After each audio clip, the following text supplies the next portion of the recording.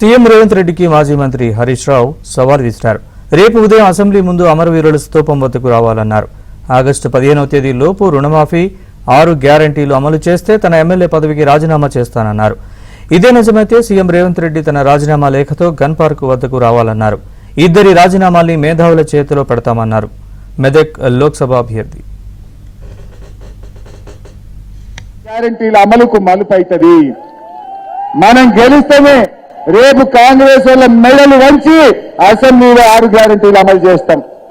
రేవంత్ రెడ్డికి మొన్న నేను ఛాలెంజ్ చేసిన, ఏమన్నాడు? నేను ఆగస్టు 15వ తారీఖులో గల రుణమాఫీ చేస్తా అన్నాడు. రేపు మళ్ళా మెదక్ నుంచి రేవంత్ రెడ్డికి ఛాలెంజ్ చేస్తున్నా, రేపు పొద్దున 10 గంటలకు అసెంబ్లీ ముందు అమరవీరుల స్తూపం దగ్గరికి నేను వస్తా ఉన్నా. నా రాజీనామా లేఖతో నువ్వు వస్తావా?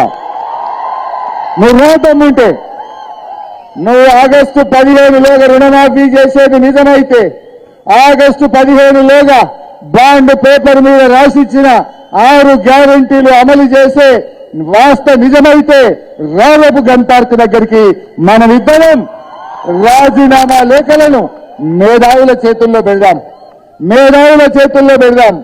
ఆగస్టు 15లోగా నువ్వు 6 గ్యారంటీలను రుణమాఫీని అమలు చేస్తే నా రాజీనామా లేఖ తీసుకుపోయి స్పీకర్ గారికి ఇస్తారు.